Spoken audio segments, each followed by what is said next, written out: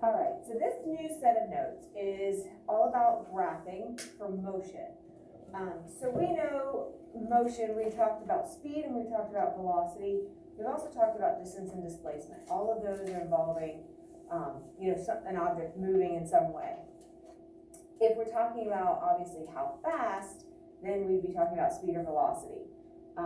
Don't forget that the velocity and displacement are going to be vector, and that speed and distance are both scalar. So if it's vector, you include direction and magnitude, right?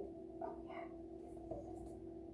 So these notes, you're just filling in little blanks on the slides, so it's a little bit different than our normal set of notes. So motion graphs are an important tool that show the relationship between position, velocity, acceleration, and time. Now, obviously, we haven't talked about acceleration yet. That's coming. Position, they're basically saying, is the generic term for distance or displacement. So if you see, most of these are going to be called position versus time graphs. So they could technically be showing us speed, or they could be showing us velocity. Typically, they're showing direction, so it's going to be velocity and displacement. But when you see position, it's talking about distance or displacement. And that's one of your vocab words. I think it says it's like the generic term for your location. So we're going to look at two types.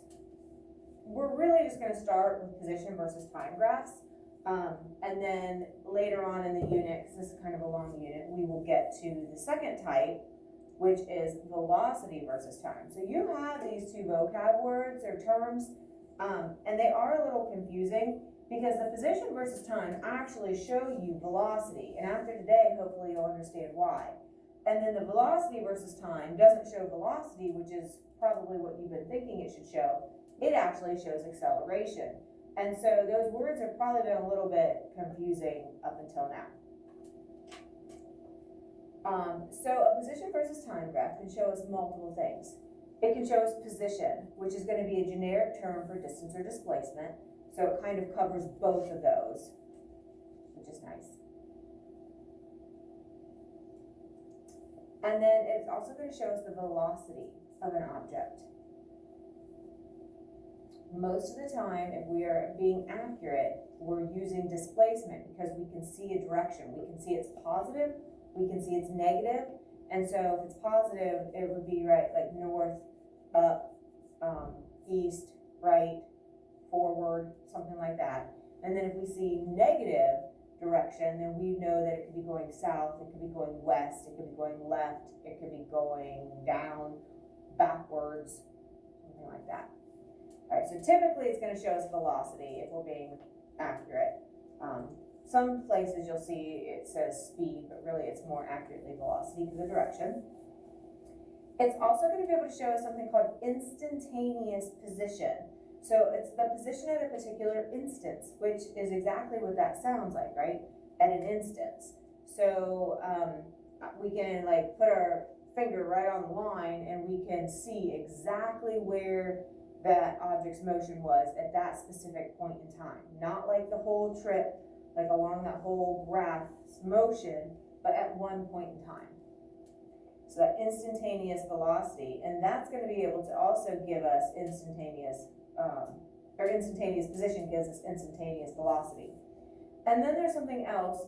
We're going to be able to see where did the motion start. So the y-intercept, remember our vertical, is going to tell us an object's origin or starting position. So maybe it's right at 0. Maybe it's 2 meters from a starting spot. We'll be able to see that.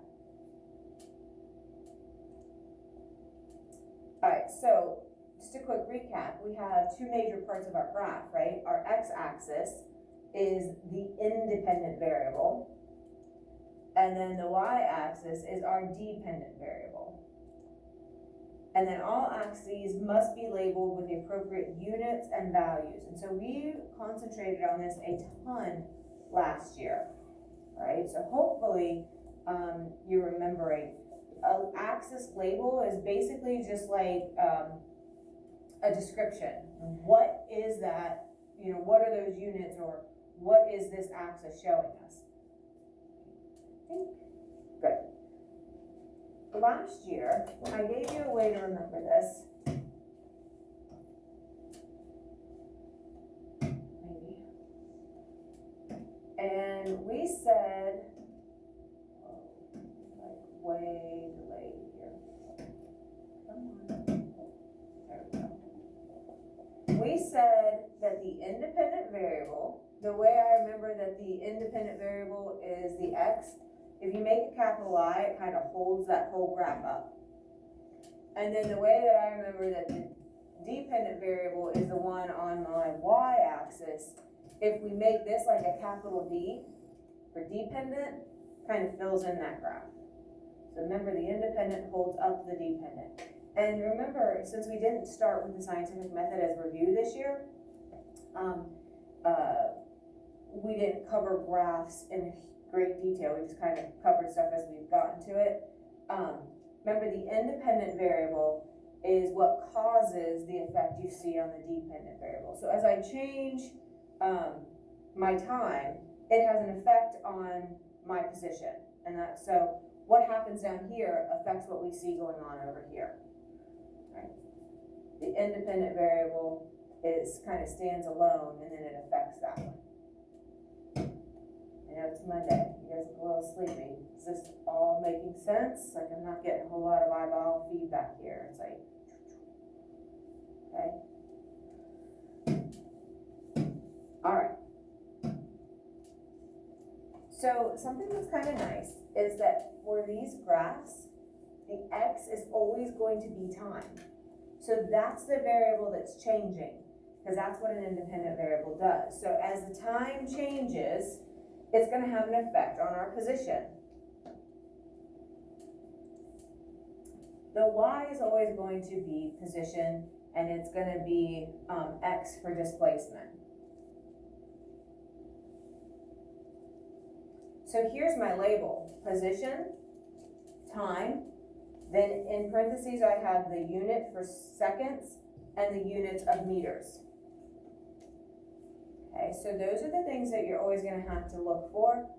It's nice if there's a title. This is a pretty generic one. It says position versus time. Sometimes you'll see it abbreviated P versus T, because these are very common types of graphs. Just like with our density graphs, remember our mass was always on the y-axis and our volume was always on the x. So there are set values or set labels for these graphs, and so that's what makes it nice. Like, you don't have to really like use your brain and even determine what's going on. You just have to remember time is always here and your position is always here. All right, so the position is always the dependent, and it's always going to depend on the amount of time that has gone by, which is our independent. Which is why it's not switched and time's over here and position is down there. Because it doesn't really make sense that as you change position, it forces time along with it, right? It makes sense if time goes by, because you can't really stop time. It's going to do whatever it's going to do anyways. So as it goes by, it affects something's position. So again, try not to memorize, just kind of think about things logically, what's going on. Okay? All right. Slope. Remember how I said slope is not going away. We have it for at least 2 or 3 more topics. You guys did a fantastic job with slope of density, so I feel pretty confident as we move forward already. But the slope of the line indicates the velocity, which is why in your definition for a position versus time graph, it says that the slope gives you velocity.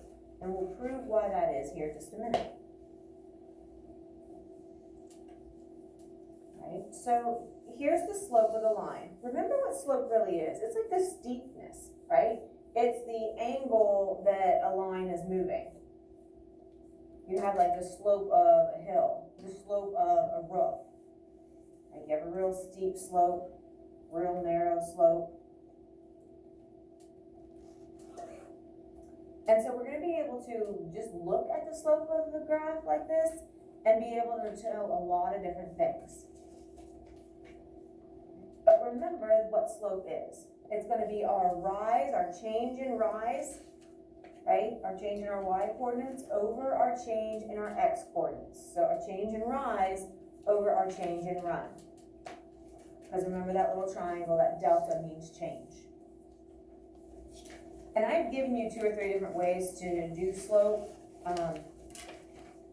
Again, I have the benefit of being your math teacher, or your science teacher, not your math teacher, so I don't really care how you come up with the slope, as long as it's a way that you're comfortable with and you're getting the right answer. So I'll kind of show you a few different ways as we do it, but I have a couple that I think are easier than the other. So again, if we keep in mind that slope is rise over run, that means on a position versus time graph, my position is going to be my rise. And then my run is going to be my time. So my change in position, xf minus xi, which is displacement, over my change in time, so change in position over change in time, and that's the exact same equation for velocity. So that's why the slope in this type of graph works. If the equation was position times time, this wouldn't work, right? If it was time divided by position, this graph wouldn't work. But because this is always going to be position and this one is always going to be time, it works. Just like with our density, because this is always mass and this is always volume, that matches our density equation. So your slope is always going to be this divided by this, and so mass divided by volume matches your density. So this matches the velocity because of the units that the labels that we have on our graph.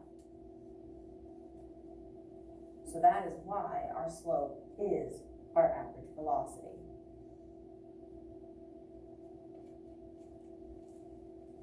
Still good? All right, so here you can see they say the word distance and they say the words time. So instead of position, they actually picked one, distance or displacement. Now, honestly, they're saying that this is speed, so that's why this is distance. If they said that this is velocity, then this should be displacement. Or it could just say position, right? So again, it's a little bit schizophrenic because there's lots of different ways that you can see, but it's all really meaning the same thing. I like to think of all of these technically as being more velocity problems because I can see the slope of this line is positive, it's going up. That tells me it's moving in a positive direction. Because I can see direction, I would think this is more velocity. I will be very clear if I want you to distinguish between the speed or velocity by looking at these graphs. But because they say speed, we're going with distance. See the units of the kilometer, the units of the hour. So you're going to have something, the speed's going to be in the kilometer per hour. Okay, so here it's showing, here's one point on the line, here's another point, so you're going to run over, you're going to rise up. And I don't necessarily like the way, usually we talk about rising first and then running, but it gets you the same place. So we're actually going to run from 3 to 6. Right, 3 to 6. So that's really a change of 3, right? And we're really going to rise from 600 to 1200. So that's a change of 600. So we ran 3 hours, we rose 600 kilometers. So we're going to plug that in, and we're going to get 600 kilometers divided by our 3 hours. So we know that the speed of this object, which we don't know exactly what it is going to be 200 kilometers per hour. And notice, because this is speed, we don't have to include the direction. Technically, we know it's a positive direction, so it could be like up, north, east, right, forward. But because it's speed, we don't need to include it.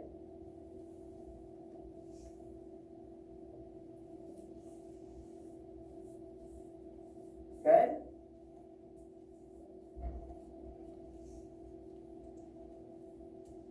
Okay. Something that's really nice about slope is that you can get some visual information and not even have to worry about calculating a lot of times. We're going to do some slope calculations just to prove some things today, but technically you're gonna just do more of an evaluation. You're gonna look at the lines and be able to tell some things about them based on their slope. So you can see that there's two different lines here. Again, we have position in meters, we have time in seconds, so it's good to look at those labels and those units. But the slope is really gonna be telling a story of what the object's motion is.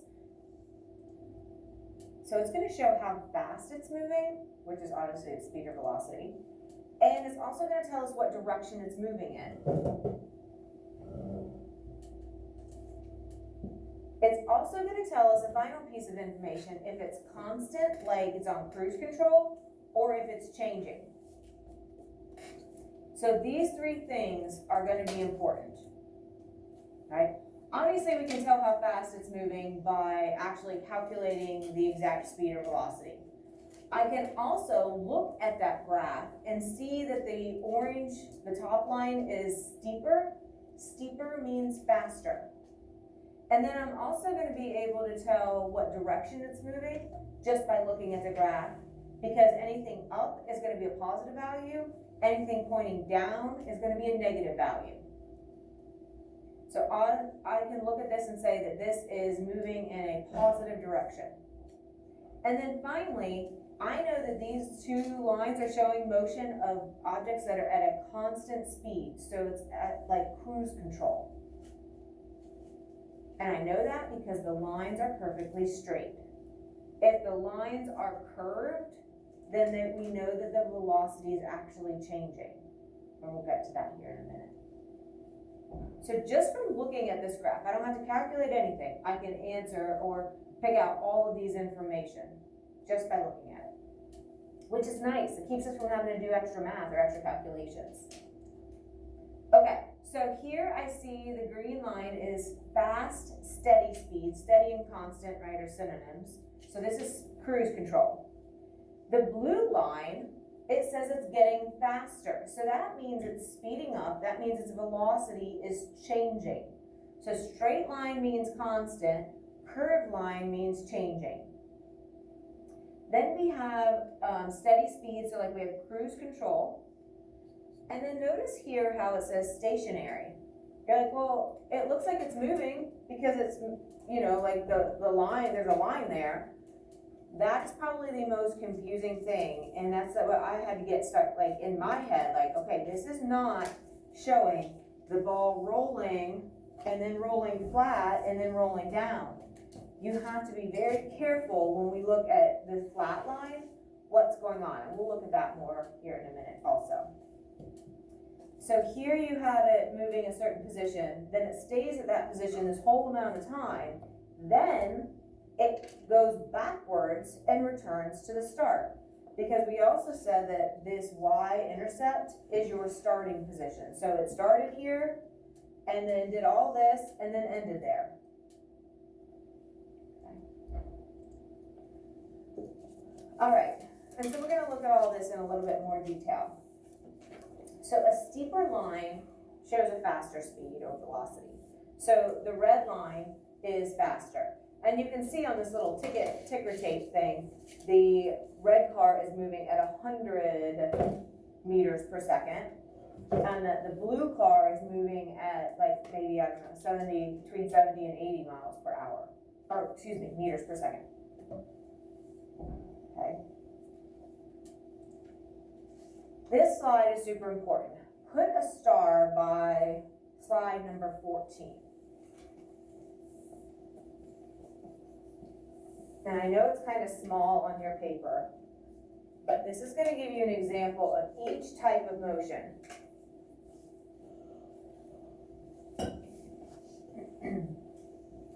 So straight lines show us constant movement. This is cruise control. And if you want to write cruise control by the word constant, you can. So it's like me setting my cruise at 15 miles per hour. If you look at the curved lines, these are showing velocity that is changing, right? No matter what direction. So this would actually be slowing down. This would be speeding up, but the velocity is changing. The other important information that this shows is the direction. This line is pointing upwards, this line is pointing upwards. Both of these are positive values. Upward means positive, so we're talking north, up, east, right, or forward. Both of these on the bottom half down are pointing down. You're going down this way or you're going down this way. South, west, left, down, yeah, or backwards. All right, so the straightness tells me constant or changing. Pointing up or pointing down, the sign basically tells me the direction. And those are the two key things that you have to keep in mind.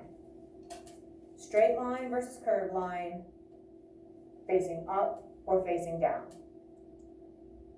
All right, so constant positive velocity for this one. And I think those are filled in on your paper, aren't they? Okay. So we've already kind of covered that. Notice it talks about acceleration in parentheses. Hold that thought, because again, we haven't gotten to acceleration yet. So just hold that. So we're going to use math to prove that the slope at two different points on a perfectly straight line should be equal. So my velocity here, here, here, here, here, here should be the exact same. It's like cruise control, right? I should always stay at that, 50 meters per second, or, whatever I have my cruise actually set on. All right, so we're going to go about this. We're always going to try to pick where it crosses two grid lines, so we don't have to pick these points. I'm going to pick, it crosses,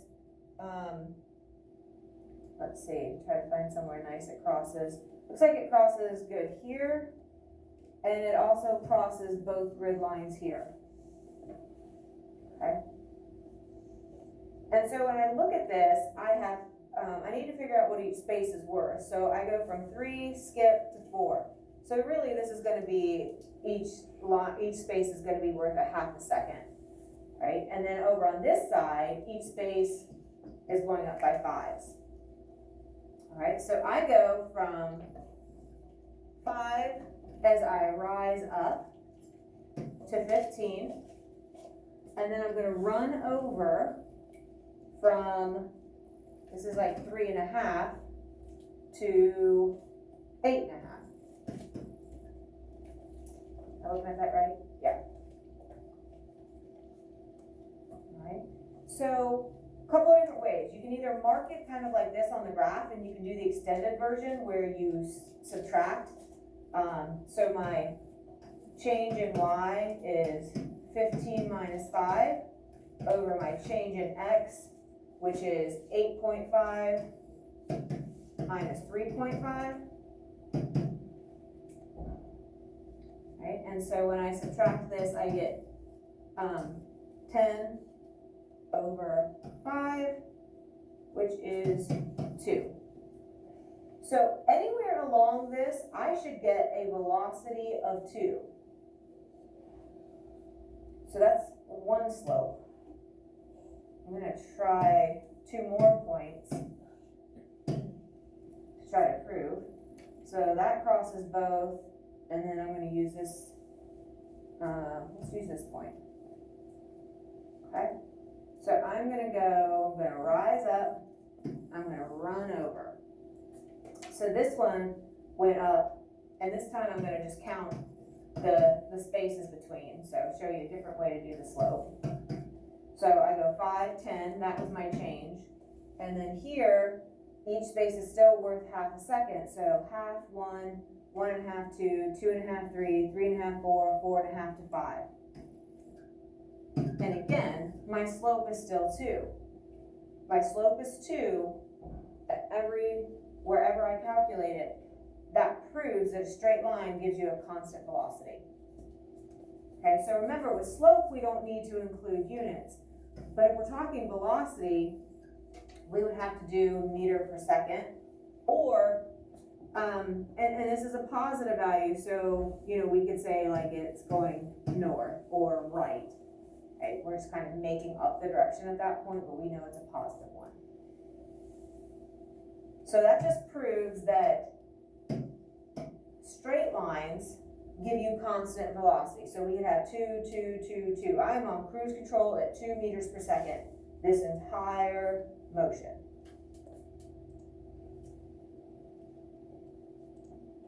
All right, let's use math to prove that the slope at different places are not equal.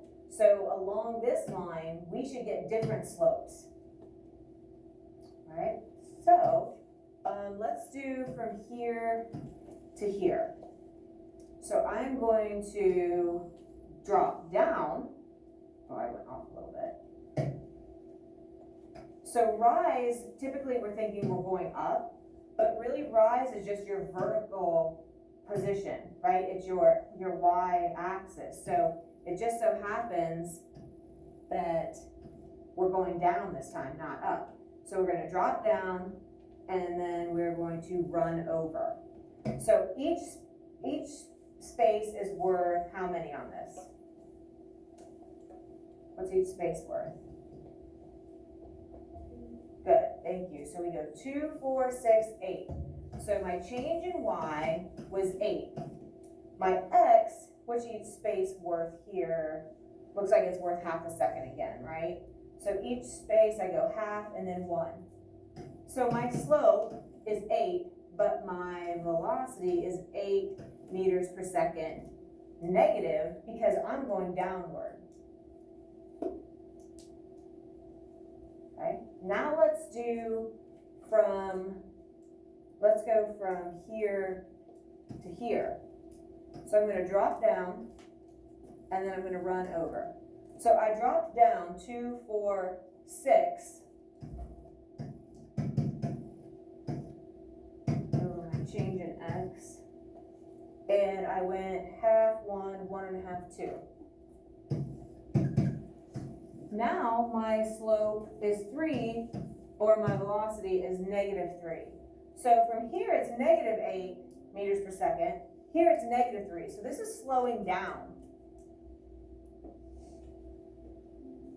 So it proves that this is a changing velocity, and we can see that visually from the curve of the graph. So anytime you have to determine if it's negative, positive, constant, or changing, all you have to do is look at the angle for the sign, look if it's, is it up or is it down, and then look, is it curving or is it straight? Curving will be changing, constant will be straight line. Okay, and so the math proves that, totally backs it up, which is handy. It's nice when that happens. We're gonna stop there.